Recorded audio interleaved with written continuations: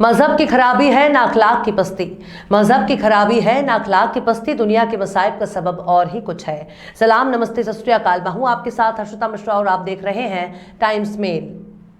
हमारे देश में नफरत का दौर लगातार बढ़ता ही जा रहा है। पता नहीं किस कलमुहे की बुरी नजर हमारे इस देश को लग गई है।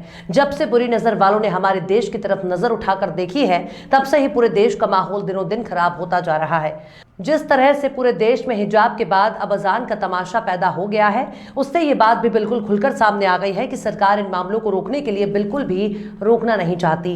ऐसा तभी होता है जब सत्ता और प्रशासन आपस में कोई तालमेल ना रखें। ऐसा उस वक्त भी होता है जब प्रशासन इन मामलों को रोकना चाहती है, लेकिन ऊपर बैठे लोग कोई ना कोई एक्शन लेने से रोक देते हैं। दरअसल राजस्थान के करौली में हिंसा के बाद अब अजमेर शरीफ में लाउड स्पीकर बैन कर दिया गया है। हालांकि ये बात समझ से परे है कि इसके लिए अजमेर को ही क्यों चुना गया।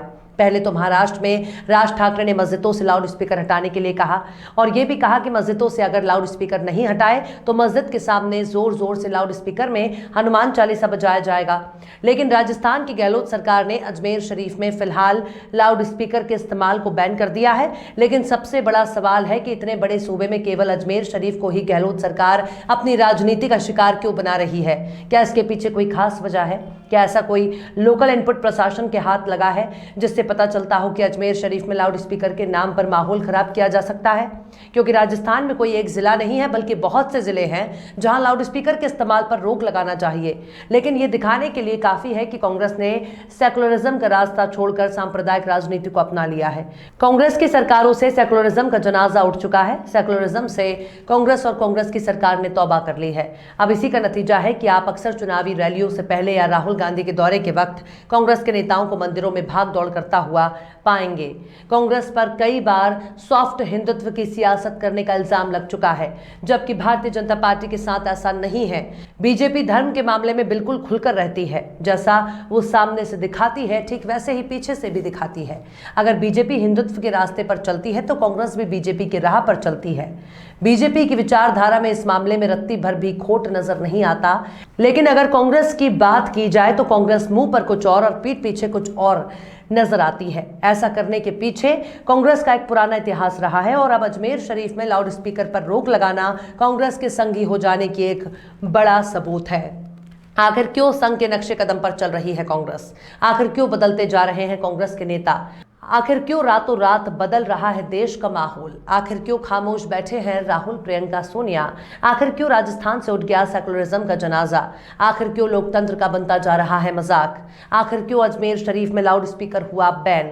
बताएंगे आपको और भी बहुत कुछ। लेकिन आप अगर हमारे चैनल पर नए हैं और पहली बार हमारी वीडियो को देख रहे हैं तो आप हमारे चैनल टाइम्स मेल को सब्सक्राइब कर लें, वीडियो को लाइक कर दें और बेल आइकन का नोटिफिकेशन बटन भी प्रेस कर दें ताकि बिना देरी हमारी हर खबर आपको मिलती रहे। लौटते हैं अब खबर की तरफ। राजस्थान के अजमेर को कौन नहीं जानता? पूरी दुनिया में अजमेर को अजमेर शरीफ कहा जाता है, जहां सूफी संत हजरत ख्वाजा गरीब नवाज मोइनुद्दीन चिश्ती की बहुत पुरानी दरगाह मौजूद है, जहां साल के 12 महीने भीड़ रहती है, जहां मुस्लिम कम बल्कि हिंदू ही ज्यादा संख्या में गरीब नवाज की जियारत करने के लिए आते हैं। लेकिन इस वक्त नफरत के पुरोधाओं की आंख में हिंदू मुस्लिम तहजीब का मरकज एक बहुत बड़ा नासूर बन चुका है।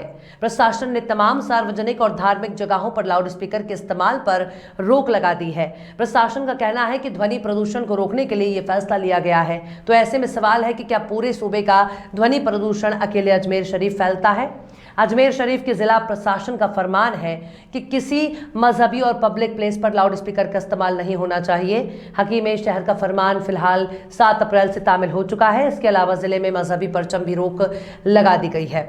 अब हाकिम शहर कह रहे हैं कि ध्वनि प्रदूषण को रोकने के लिए ऐसा किया, लेकिन हाकिम शहर और हाकिम रियासत से पूछना चाहिए कि क्या राजस्थान के तमाम शहरों में ध्वनि प्रदूषण खत्म हो चुका है, जो इस तरह का हुक्म केवल अजमेर शरीफ में जारी किया है? जिला प्रशासन उर्फ हाकिम शहर ने कहा है कि कोई शख्स या उनका ग्रुप या नुमाइंदा किसी भी तरह के मजहबी या दूसरे प्रोग्राम के लिए डीजे का इस्तेमाल बिना इजाजत नहीं करेगा। अगर कोई इनका इस्तेमाल करना चाहता है तो एसडीएम से पहले इसकी इजाज़त लेनी होगी। अपने आदेश में हाकिम शहर ने फरमाया है कि ये इजाज़त रात 10 बजे से सुबह 6 बजे तक के लिए नहीं मिलेगी। इजाज़त मिलने के बाद ध्वनि प्रदूषण का स्तर ध्वनि प्रदूषण नियम 2000 की अनुसूची में निर्धारित स्तर से ज़्यादा नहीं किया जाएगा। इसके अलावा अजमेर में धार्मिक झंडों और दूसरे मजहब अलामत यानी धार्मिक प्रतीकों को लेकर भी रोक लगा दी गई है। अजमेर में धारा 144 लागू है। एसपी की तरफ से जारी आदेश में कहा गया है कि बिना इजाजत निजी संपत्ति पर भी धार्मिक झंडा नहीं लगाया जा सकता। इससे लोक शांति भंग होने, कानून व्यवस्था और सामाजिक सद्भाव को खराब करने वाले माहौल बन सकते हैं। अजमेर के एसपी के मुताबिक प्रशासन के आदेश का उल्लंघन करने वालों के खिलाफ आईपीसी की धारा 188 के तहत कार्रवाई की जाएगी। लाउड स्पीकर का विवाद इससे पहले महाराष्ट्र से सामने आया था। इससे पहले कर्नाटक में बहुत ही हाई वोल्टेज ड्रामा देखने को मिला, जब बेंगलुरु पुलिस ने मस्जिदों, मंदिरों, चर्चों, पबों, बारों समेत 300 से ज्यादा स्थलों के लिए नोटिस जारी किया। इसमें 59 पब, बार और रेस्टोरेंट को, 12 उद्योगों को, 83 मंदिरों को, 22 चर्चों को और 125 मस्जिदों को दिए गए हैं। बेंगलुरु पुलिस के मुताबिक जिन्हें नोटिस दिया गया है उनसे यह भी कहा गया है कि लाउड स्पीकरों का इस्तेमाल ध्वनि के निर्धारित स्तर के भीतर ही करेंगे। कर्नाटक के सीएम बसवराज बोम्मई ने भी कहा कि लाउड स्पीकर के मुद्दे पर कांग्रेस पर राजनीति कर रही है। उन्होंने इल्जाम लगाया कि कांग्रेस की वोट बैंक की राजनीति इन सभी समस्याओं को पैदा कर रही है।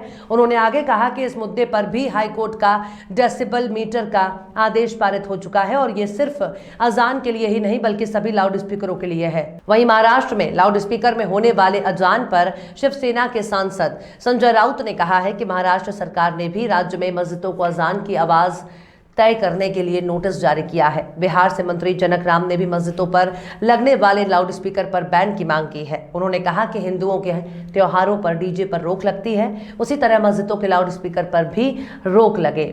हालांकि नागपुर जामा मस्जिद के अध्यक्ष मोहम्मद हाफिजुर रहमान ने कहा कि अजान 2-2.5 मिनट के भीतर होती है। ये ध्वनि प्रदूषण की श्रेणी में नहीं आती। बाकी प्रोग्राम ज्यादा शोर पैदा करते हैं।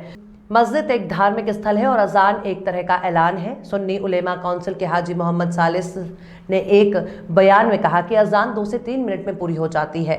उन्हें इससे भी समस्या है, लेकिन वे अपने 24 घंटे के अखंड पाठ में होने वाले ध्वनि प्रदूषण को नहीं देखते हैं। वहीं दूसरी तरफ सपा सांसद शफीकुर रहमान ने कहा कि मस्जिदों में होने वाली अजान पर विवाद बढ़ाना देश में नफरत फैलाने की साजिश है। आज से तकरीबन 4 साल पहले जब सोनू निगम ने अजान और लाउड स्पीकर का मुद्दा उठाया था, जिसके बाद वो विवादों में घिर गए। सोनू ने लिखा था कि मैं मुस्लिम नहीं हूं, फिर भी मुझे अजान की वजह से सुबह उठना पड़ता है। भारत में जबरन धर्म को थोपा जाना कब बंद होगा? लेकिन उस वक्त सोनू निगम पर भी सवाल उठा। वो ज्यादातर वक्त दुबई में बिताते हैं, जहां उन पर धर्म नहीं थोपा जाता है। लेकिन सोनू निगम दुबई की अजान सुनकर खुश होते हैं, जबकि भारत की अजान उनके कानों में चुभती है। फिलहाल अजान एक सियासी मुद्दा बन चुका है, जिसे लेकर अब धीरे धीरे पूरे देश में मुस्लिम विरोधी माहौल तैयार किया जा रहा है। हर सियासी पार्टी किसी भी आधार पर सांप्रदायिक राजनीति से परहेज नहीं करना चाहती, लेकिन अजमेर शरीफ में लाउड स्पीकर पर लगाए जाने वाली रोक क्या राजस्थान के बाकी शहरों में भी लागू होगी? इसे देखना बाकी होगा। बहरहाल चलते चलते आखिर में दुष्यंत कुमार ने भी क्या खूब फरमाया है। मसलहत आमेज होते हैं सियासत के कदम, मसलहत आमेज होते हैं सियासत के कदम, तू ना समझेगा सियासत, तू अभी नादान है। फिलहाल इस वीडियो में बस इतना ही। ये वीडियो आपको कैसा लगा कमेंट बॉक्स में आप जरूर बताइए। वीडियो पसंद आए तो लाइक करें। हमारे वीडियो लिंक को फेसबुक, ट्विटर, व्हाट्सएप पर अपने रिश्तेदार, यार, दोस्तों को भी शेयर करें और बेबाक, निष्पक्ष, स्वतंत्र पत्रकारिता को सपोर्ट करने के लिए आप हमारे यूट्यूब चैनल टाइम्स मेल को जरूर सब्सक्राइब करें। और हाँ, बेल आइकन की घंटी वाली बटन भी आप जरूर दबा दें, ताकि आपको हमारे आने वाले नए वीडियो की नोटिफिकेशन फौरन ही मिल जाए। फिर मिलते हैं किसी और वीडियो में एक नई खबर के साथ। हर्षिता मिश्रा को दीजिए इजाजत। जय हिंद। तो देख लिया आपने हमारे इस वीडियो को। हमें उम्मीद है कि आपने हमारे वीडियो को लाइक किया होगा और दूसरों को भी शेयर किया होगा। अगर अभी तक आपने हमारे चैनल टाइम्स मेल को सब्सक्राइब नहीं किया है तो जल्दी से सब्सक्राइब कर दें और बेल आइकन भी प्रेस कर दें।